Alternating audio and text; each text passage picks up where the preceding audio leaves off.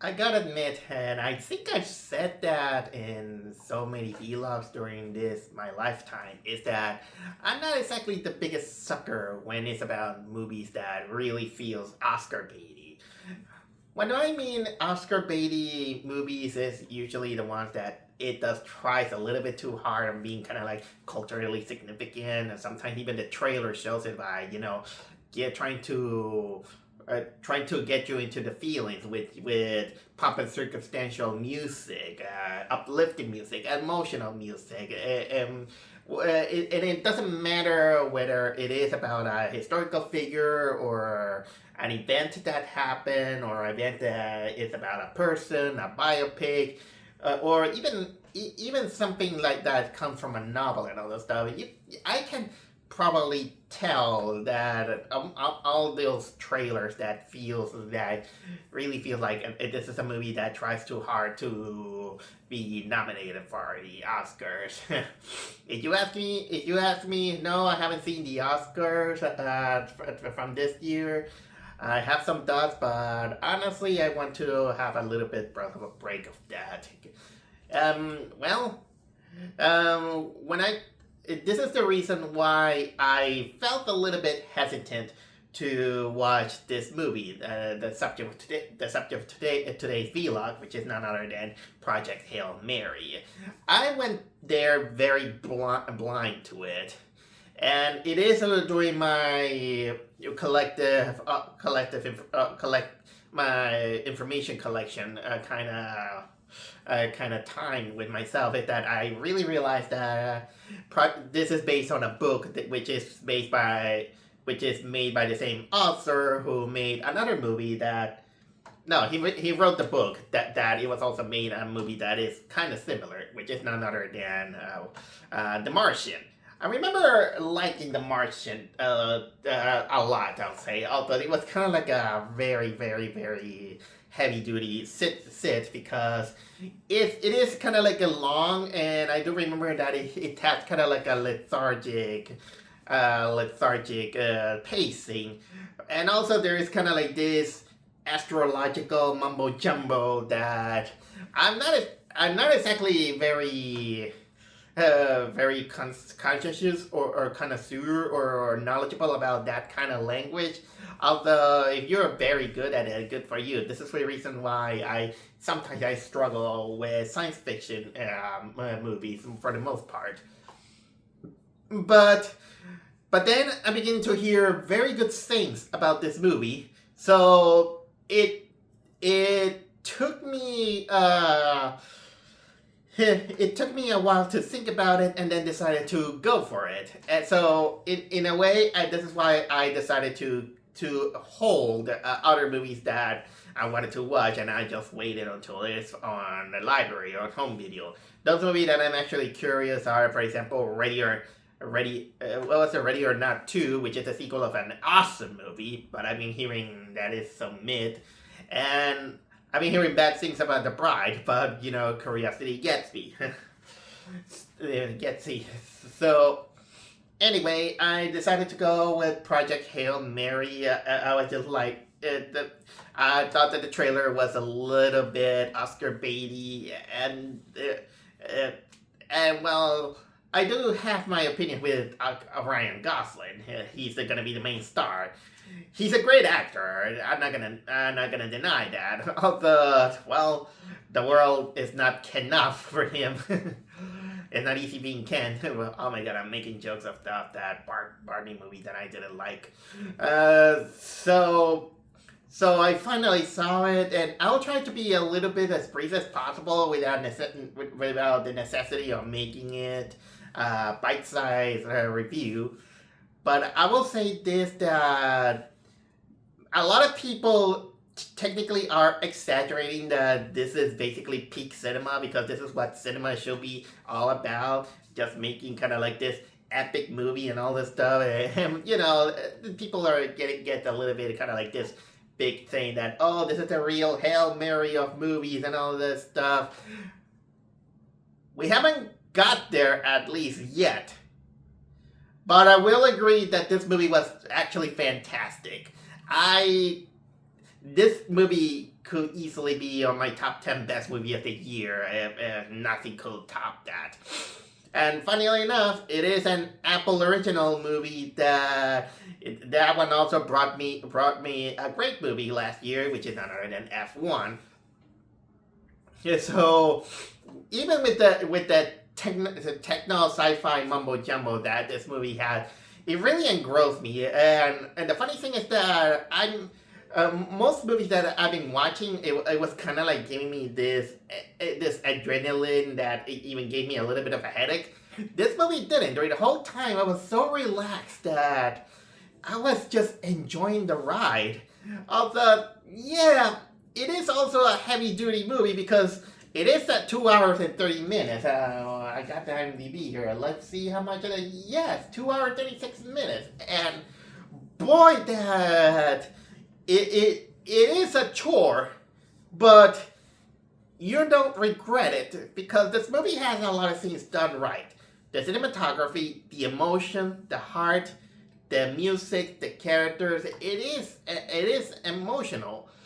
And it does remind me almost the same feelings that I had with when I saw The Martian, which was also heavy duty but also was emotional. And again, like I said, it comes from the same book that was made by the same author who made The Martian. Although it's not, I don't think that it's the same directors. The directors are Phil Lord and Christopher Miller. I only seen them mostly kind of like producer of this movie, but I know that these two guys, they work on the Lego movie. But of course we got there's the writers. Drew Goddard. What else did you write, by the way? It's from the same writer from the Martian, and of course The Cabin in the Woods. And the other one, Andy Weir, how weird it is. He also wrote The Martian. So practically the same people the same core people who were in the Martian.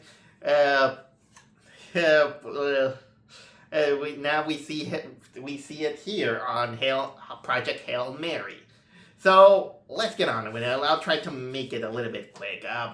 Because I don't want to spoil too much. So Project Hail Mary basically centers on Ryan Gosling. He plays this a science teacher from elementary school named Grace, who he gets sent into space because in the near future there's kind of like these black spots that are that are technically dimming the sun.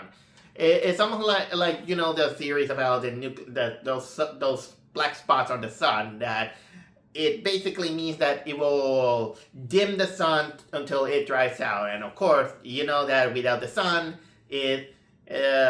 life is gonna go extinct. So they have to find a way to go through this process in which I already forgot, but it's technically this astrological talk that I'm not exactly very sure about it.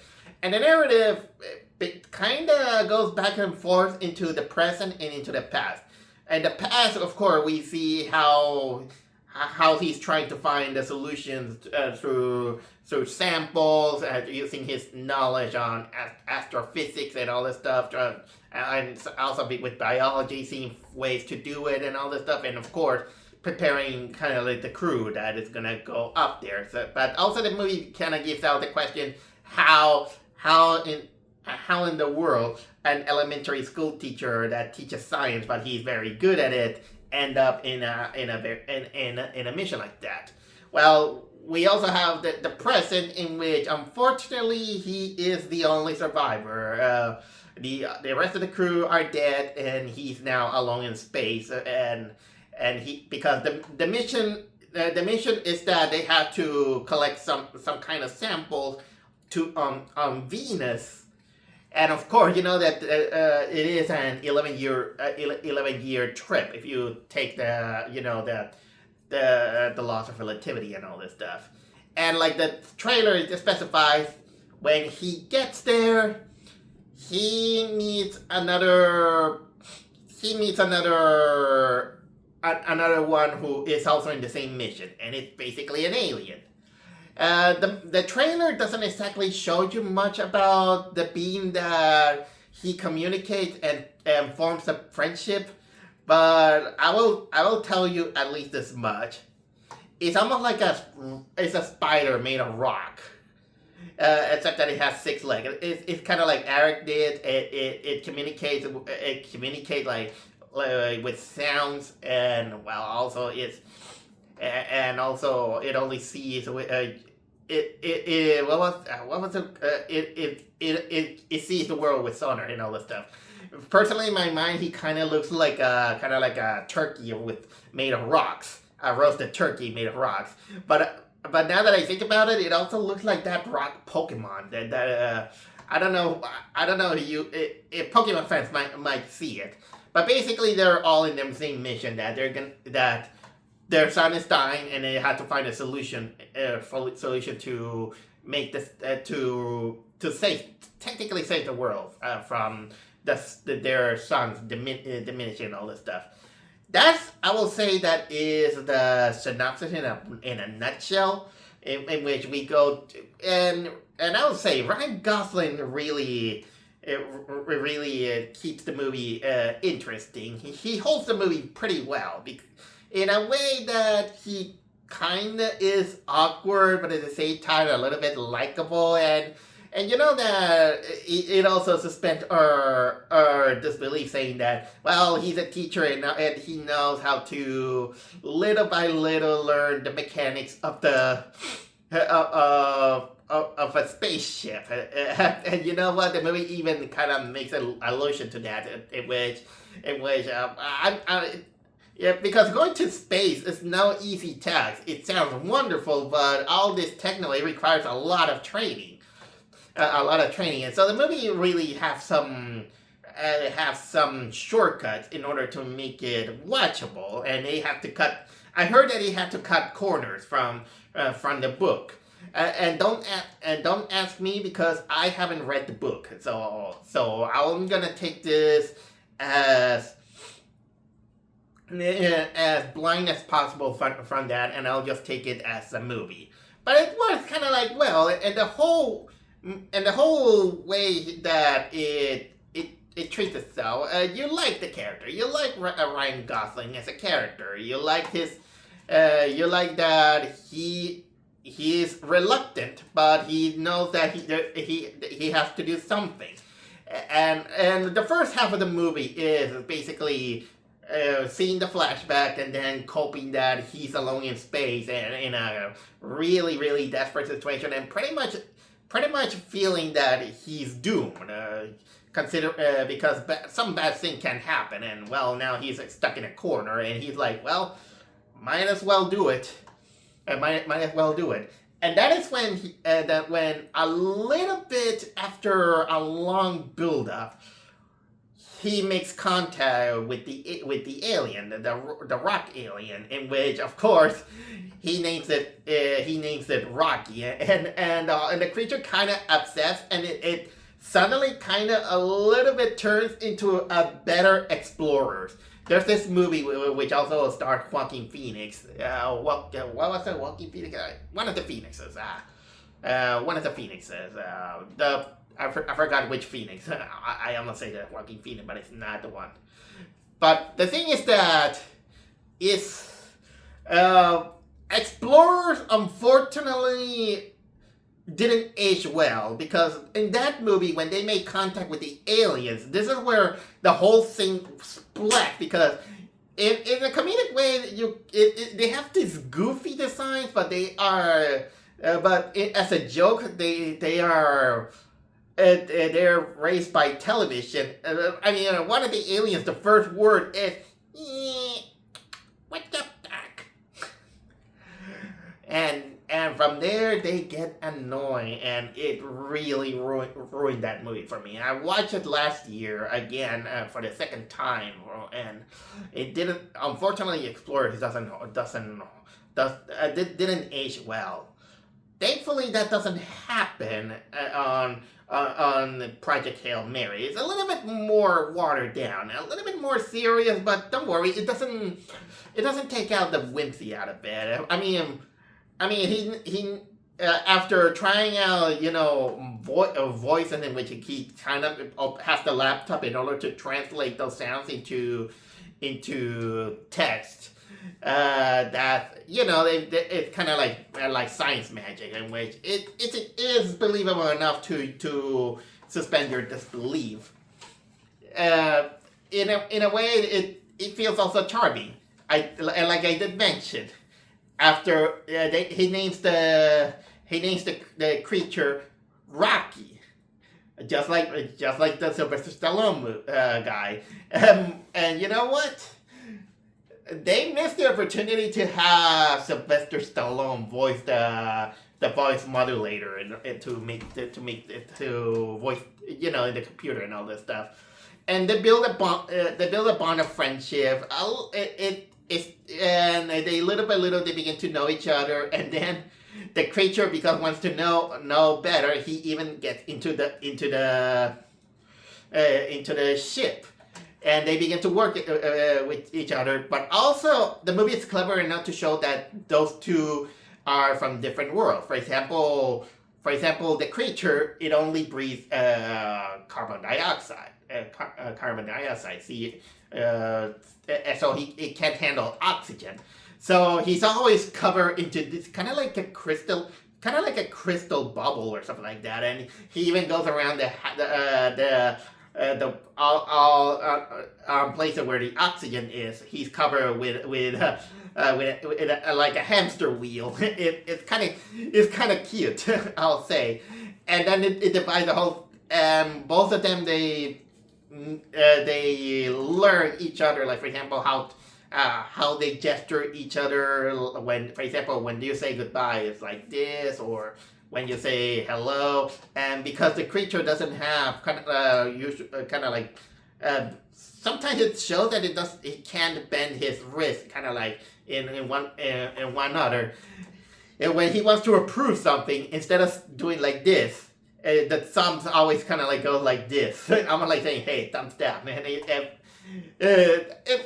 And their friendship becomes kind of like another strength that this movie has. I'm not gonna reveal too much, but the whole movie is just them, trying to find a solution to the problem. I'm not gonna go say too much by saying that the movie really has this immersive moments of. As you can tell that there is some CGI down there, but you can tell that they also work out on some practical effects, and that makes the movie feel more ambitious, as well as showcasing that, well, CGI is fine where it needs to be, but not where it matters. The whole, for example, the setting in space, and even in some places where they need the crystalline things, it feels tangible. So it makes the immersion feel much better, at least in my opinion. Of course, they do need the CGI. For example, when you see space or the planets and all this stuff, and they look beautiful. I gotta admit that they look beautiful. And sometimes even the music and sometimes the music stops or the sound stops because they want to feel kind of like this immersion when they are in space where there's no sound and all this stuff. So although I will admit that it still doesn't top the sound mixing or sound effects from Undertone. Although that's another beast with another technique and another goal. So indeed, if I could talk about what themes I could go with this movie, is not only about mutual connection with other species and cooperation. It's almost like almost like Close Encounter of the Third Kind or something like that. Because the whole movie, you technically begin to know a little bit of the Ryan Gosling character, Gray's past, in which he's pretty much kind of like reluctant. At first he doesn't feel like he's good enough for doing the mission, but others, they really put a lot of faith to this guy. And when you see what happens at the end of almost at the end of the flashback sections, you'll feel very bad about what they do to him, and as well as, but also understandable. It it kind of gets really emotional, and even it comes kind of like emotional in which you don't want nothing to happen to either Grace or Rocky. Rocky. Now I'm curious, who voiced Rocky? James Ortiz. That's the voice that they keep with him, James Ortiz. Even though they made several cameos of when they're trying what kind of voice he's gonna use. Even one that he make it sound like Meryl Streep. And guess what? That was Meryl Streep making a cameo. Because even on the credits, they put a kind of like a list of 4 or 5 people saying that in the credits says unused Rocky voices, and there was Meryl Streep. That was kind of hilarious, and also in a way, I will say that the whole existentialism and the whole thing about feeling that you don't that you have nothing to lose, that you just gave up on your life and all this stuff, which is kind of like it comes up out more like in the end of the movie. This is the reason why I feel kind of like attached to the movie is mostly because it reminds me that this could really well belong to an Osamu Tezuka story. Osamu Tezuka, which is my favorite artist of all time, he made The Phoenix, and a lot of the sci-fi that he made is really existential, and this one really feels right at home, like of that kind of storytelling. So yeah, I'm really praising this movie. So let's go a little bit of some nitpicks that I have with it. For starters, like I said, the movie is a chore. Just like The Martian is very long, and you feel the heavy weight in it. Also, since the movie has a little bit of too much science talk with astrophysics, astro whatever, and all this stuff, it just the how can I best to say? If you are not into this techno babble, you're gonna get confused. It's not too difficult to understand, but just like me, who is not exactly very engaged into this babble, it might probably got out of my mind, and I'll just describe it like just whatever. Thankfully, the movie is not exactly obligating you to learn that. It might interest you, but it doesn't obligate you to. That's the same thing that I remember that The Martian had. And in terms of believability, well, they had to. I've been hearing that they had to cut corners on in some aspect about. For example, many people I heard that they criticized that it went a little bit too easy on on how they how kind of like a science teacher begins to do a lot of things that they require a lot of expertise from the NASA and all this stuff, and also establishing the whole dialect with the computer to translate what Rocky said. Although, you know what, I will at least give it the benefit of the doubt by accepting is suspension to disbelief. Because, well, it is a little bit grounded enough to at least give it some sense of believability and saying that, well, it's science magic, but at least there is a foundation in order to at least accept it as it is. So, yep. I think that is technically all I can say about Project Hail Mary. I really like it.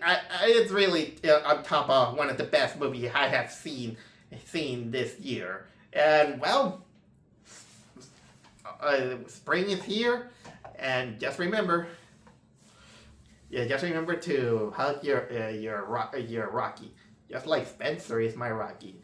So I give this movie a thumbs down in a good way, just like the movie did.